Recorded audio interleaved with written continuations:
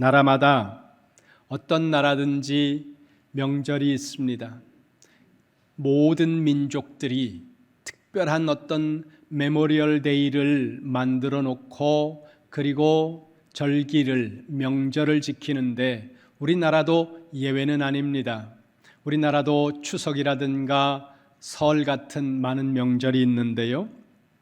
삼국사기의 기록을 통해서 보면 우리나라 추석 명절에 관한 기록이 나오는데 왕이 신라를 6부로 나눈 후에 7월부터 각 부의 부인들을 모아서 길쌈을 하게 하고 그리고 그 길쌈을 한 결과를 가지고 8월 15일에 이르러서 이 사람들의 결과에 대해서 여러 가지로 상을 주고 칭찬하고 하면서 베풀었던 잔치, 그 잔치에서 우리나라 추석 명절이 기인했다고 기록하고 있습니다.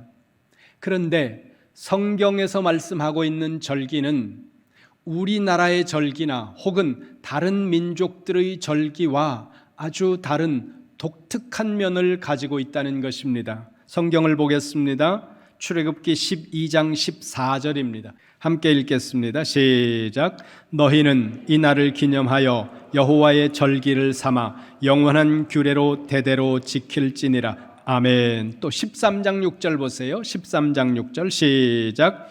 이레 동안 무교병을 먹고 일곱째 날은 여호와께 절기를 지키라. 아멘. 그 다음 성경이 레위기입니다. 23장 2절입니다.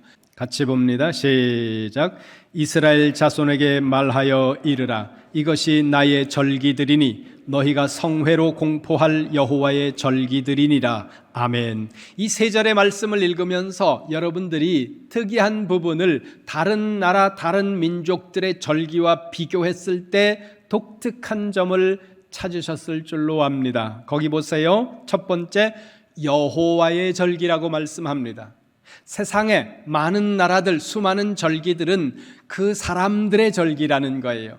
그들도 그들 나름대로 섬기는 신이 있지만 모든 민족들 그리고 대부분의 절기들이 보면 그 민족들을 위한 그리고 그 민족들의 어떤 것들을 기억하기 위한 그런 절기인데 성경의 절기는 여호와의 절기라고 말씀하고 있다는 것입니다. 이것이 독특한 것이고요. 두 번째는 여호와께 절기를 지키는 일이라는 겁니다. 우리가 절기를 지킬 때 그 절기를 지키는 대상이 여호와라는 거죠. 그러니까 본질적으로 성경이 말씀하고 있는 절기는 하나님과의 관계 속에서 이해를 해야 된다는 것입니다. 이것이 성경이 가지고 있는 절기의 독특한 점이라는 거죠. 이와 같은 것을 전제로 하고 성경 통전적인 관점에서 그러면 우리가 절기를 지킨다는 것의 이유, 의미와 어떻게 절기를 지키는지 하는 그 성경의 절기를 지키는 방법론적인 것에 관해서 오늘 말씀을 드리겠습니다.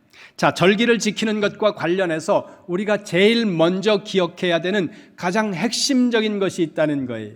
가장 핵심적인 것은 무엇이냐? 절기를 지키는 것은 하나님과 언약을 지키는 것에 대한 증표라는 것입니다.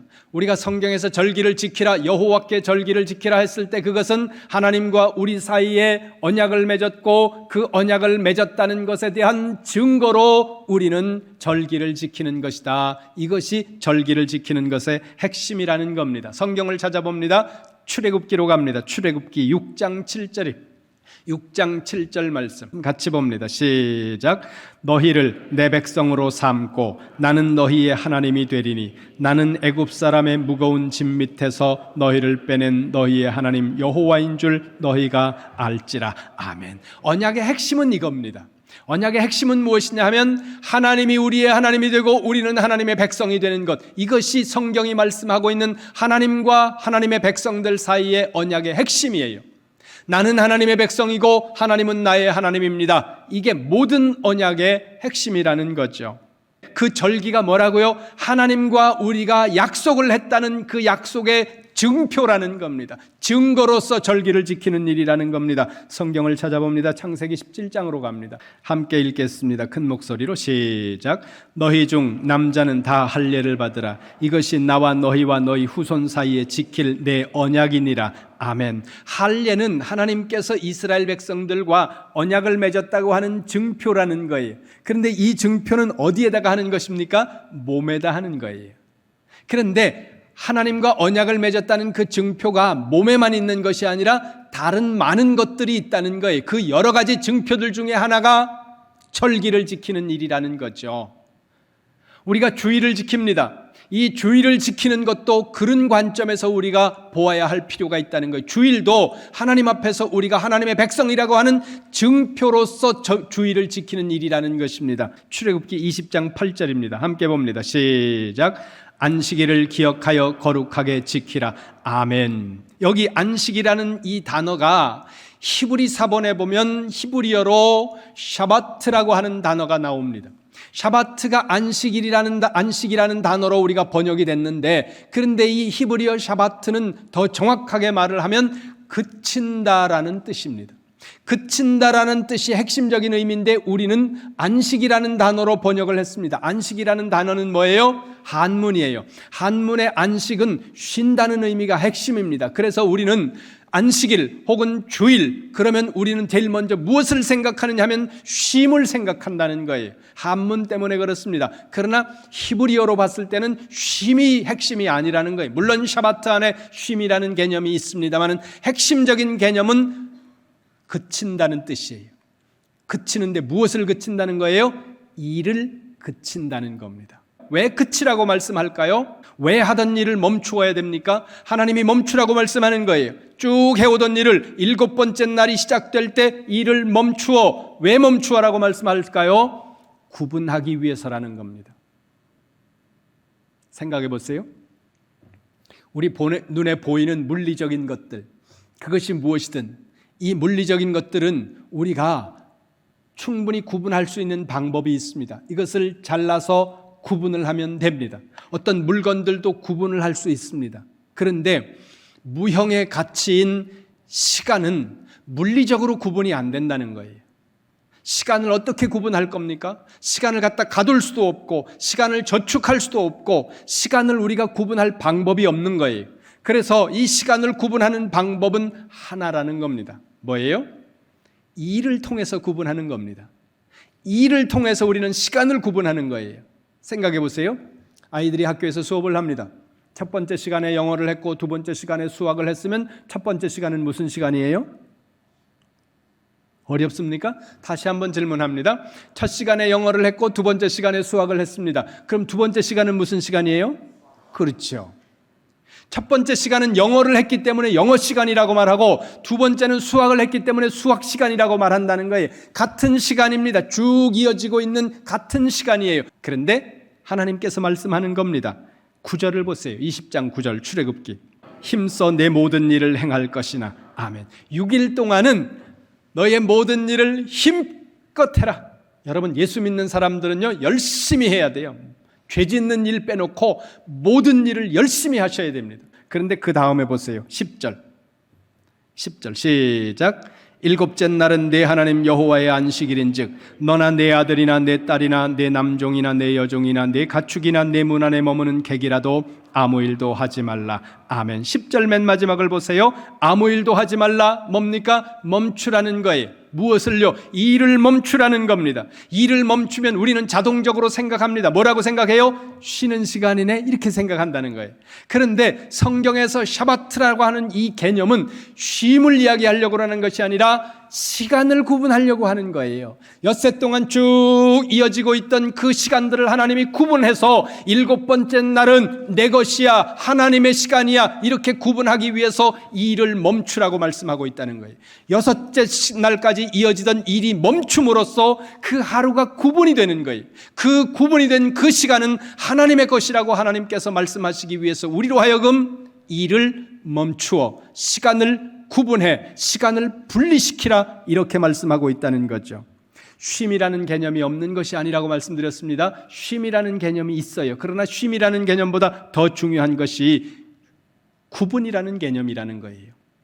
그렇다면 하나님께서 우리에게 시간을 구분시키는 이유가 있죠. 왜 하나님은 우리에게 시간을 구분하라고 말씀합니까? 그 시간은 하나님의 것이라는 것을 말씀하기 위해서 하나님께서 시간을 분리시키고 시간을 구분한다는 겁니다. 그러면 그렇게 해야 하는 이유가 뭘까요? 언약의 증표를 위해서라는 거예요. 하나님과 우리가 언약을 맺었다는 언약의 증표로서 시간을 구분해서 7번째 시간, 그것은 하나님 앞에로 돌리는 것, 이것은 하나님의 것입니다, 이렇게 돌리는 그 이유가 뭐예요? 하나님과 우리가 언약을 맺은 언약적 관계, 언약적 백성이라고 하는 사실을 이 시간을 구분을 통해서 우리가 고백하는 일이라는 겁니다. 그러니까 오늘 이 시간 여러분, 이 자리에 나와 계신 여러분들은 이 나오셨다고 하는 이것이 1차적으로 뭐예요? 나는 하나님의 백성입니다. 하나님과 나는 언약적 관계에 있는 하나님의 권속입니다. 이것을 여러분들이 이렇게 나옴으로써 증거하고 있다는 것입니다. 요즘은 학생들이 소풍을 잘 안 가요.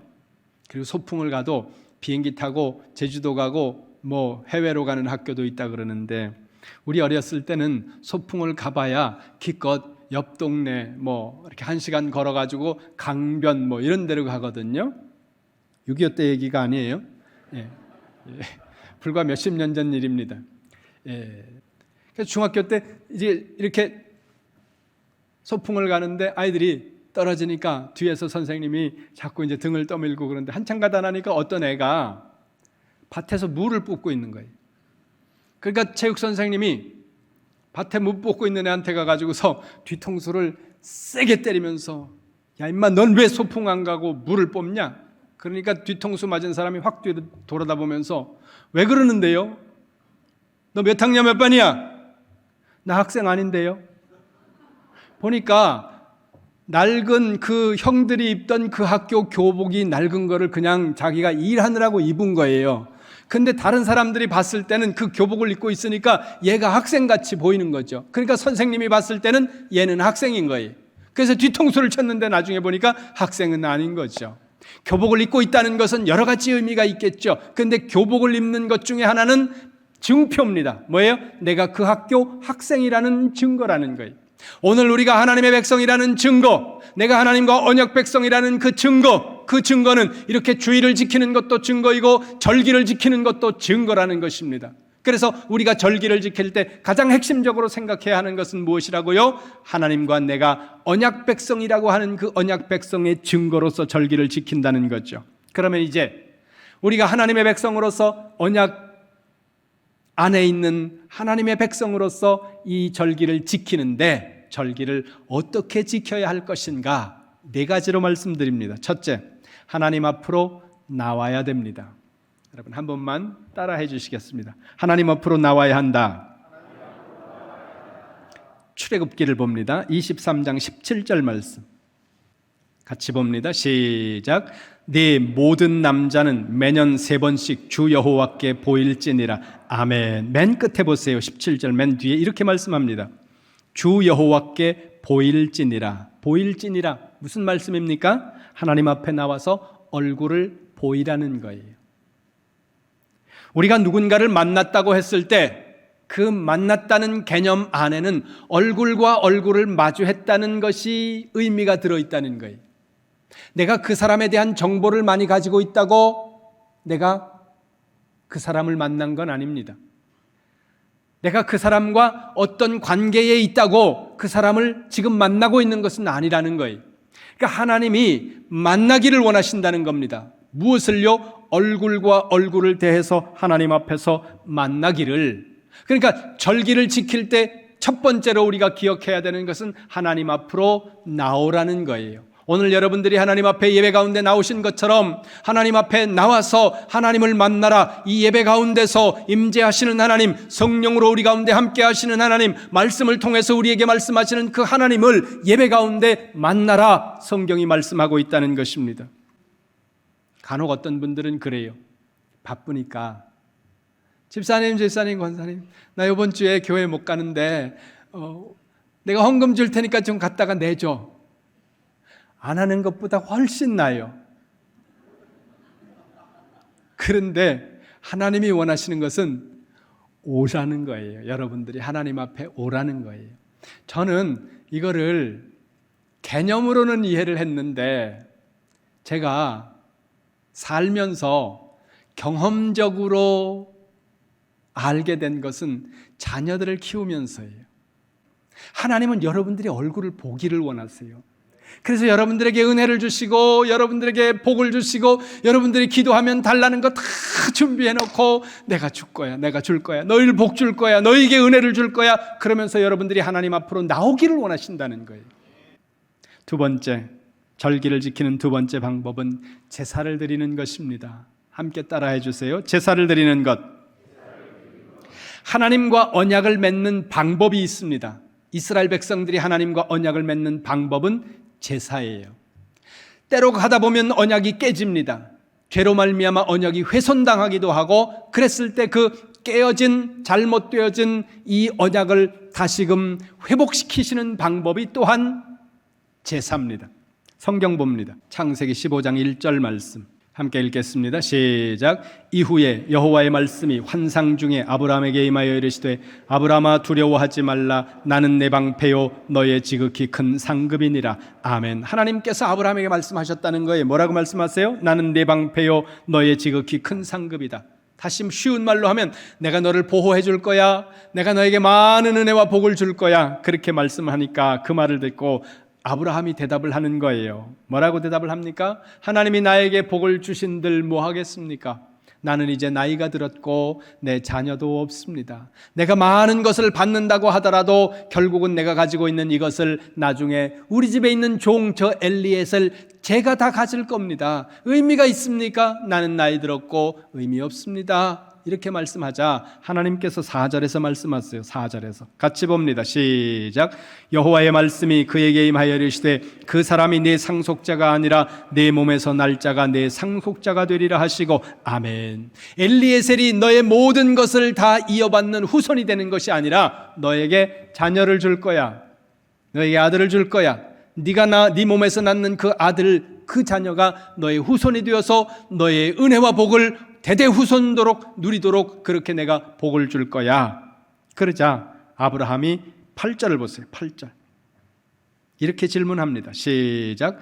그가 이르되 주 여호와여 내가 이 땅을 소유로 받을 것을 무엇으로 알리이까? 아멘. 하나님이 말씀하셨는데 아브라함이 용감하게 이렇게 말합니다. 하나님이 내가 너에게 많은 복을 줄 거야, 내가 너에게 땅도 줄 거야, 내가 너에게 원하는 것 다 줄 거야, 이렇게 말씀하자 아브라함이 그러는 거예요. 증거를 주셔야 되지 않습니까? 뭘로 보증하실 겁니까? 그러니까 하나님이 말씀하시기를 제사 드리자. 제사가 뭐예요? 하나님과 언약하는 약속의 방법이라는 것입니다. 다음으로 절기를 지킬 때 세 번째 방법은 제물을 드리는 겁니다. 제사의 성격을 결정하는 것은 제물이에요. 제물이 없는 제사는 없습니다. 모든 제사에는 제물이 있어야 된다는 거죠. 성경을 봅니다. 출애굽기 23장으로 다시 갑니다. 오늘 본문 출애굽기 23장 15절 말씀 같이 봅니다. 시작. 너는 무교병의 절기를 지키라. 내가 내게 명령한 대로 아비벌의 정한 때에 이레 동안 무교병을 먹을지니 이는 그 달에 내가 애굽에서 나왔음이라. 빈손으로 내 앞에 나오지 말지니라. 아멘. 맨 마지막에 이렇게 말씀하세요. 빈손으로 내 앞에 나오지 말아라. 좀 부담되죠? 하나님이 말씀하세요. 빈손으로 나오지 마라. 그런데요, 여기서 이 제물이 매핑하는 것, 매핑이라는 말은 한문으로 말하면 사상이, 매핑하는 것은 예수 그리스도입니다. 우리의 제물은 예수 그리스도예요. 우리가 하나님 앞에 나갈 수 있도록 우리의 제물 되어주신 분은 예수 그리스도라는 거예요. 이 말씀을 히브리서가 우리에게 명확하게 말씀하고 있습니다. 히브리서로 갑니다. 히브리서 9장 12절입니다. 저 뒤쪽으로 가면 히브리서 9장이 있습니다. 히브리서 9장 12절 앞에 11절 있는데 11절 앞부분을 제가 볼게요. 보세요. 그리스도께서는 장래 좋은 일의 대제사장으로 오셨다.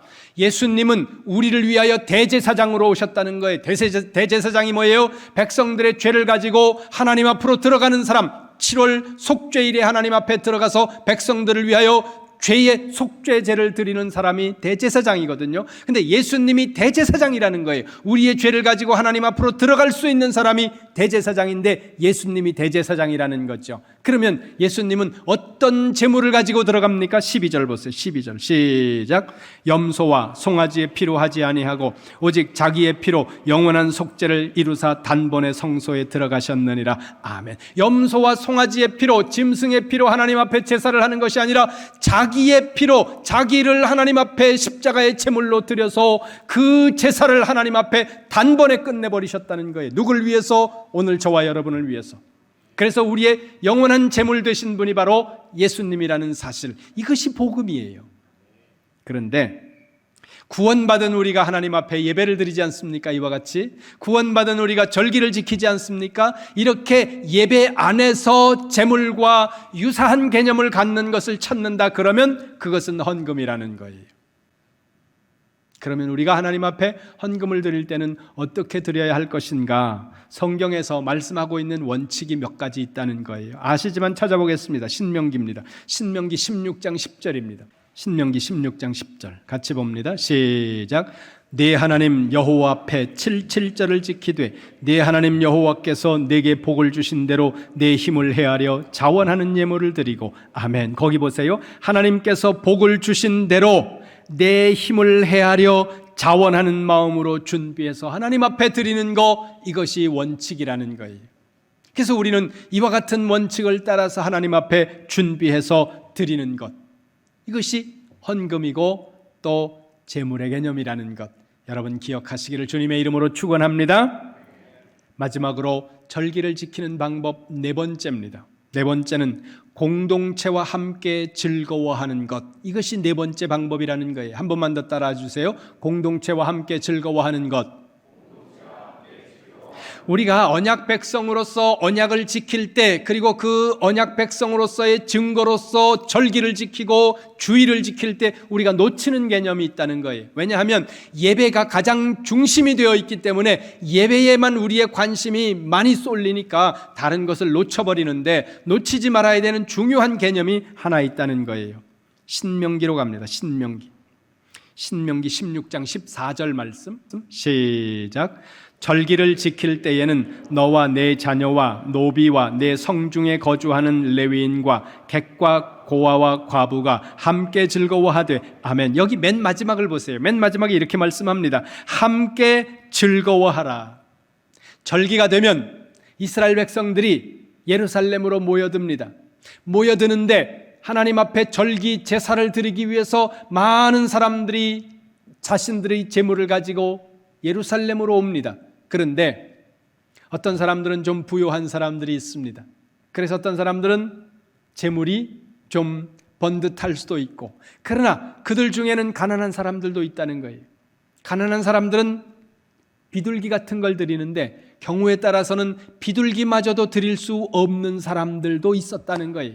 그렇게 가난한 사람들도 하나님 앞에 제물을 드리기 위해 나오는데, 그런데 가난한 사람, 부유한 사람 다 모여서 그들이 가지고 나온 제물로 하나님 앞에 절기 제사를 드린 다음에는 그 음식들, 그 제물들을 공동체로 같이 제사 드렸던 사람들이 모여서 나누어 먹으면서 공동체가 즐거워하는 거예요. 성경이 말씀하고 있는 절기는 여호와의 절기입니다. 그리고 그 절기는 하나님과 언약 백성의 증거로서의 절기라는 거죠. 그러면 언약 백성 된 우리가 언약 백성의 증거로 절기를 지킬 때는 어떻게 지켜야 한다고요? 하나님 앞에 나와 예배를 드리고, 그리고 하나님께 제물을 드리면서 우리 모두 함께 같은 기쁨을 나누는, 그 기쁨이 충만한 공동체를 만들어가는 것, 이것이 하나님이 우리에게 절기를 지키라고 하는 방법이고, 또 이렇게 함으로써 하나님께서 우리에게 은혜와 복을 주시겠다는 약속인 것을 바라보시면서 이 2023년도 맥주절을 지키는 이 자리에 계신 여러분 모두 위에 절기를 통해 주시는 하나님의 은혜와 기쁨과 화목함이 여러분의 가정과 여러분의 직장과 우리 이름교회 위에 가득하시기를 주님의 이름으로 축원합니다.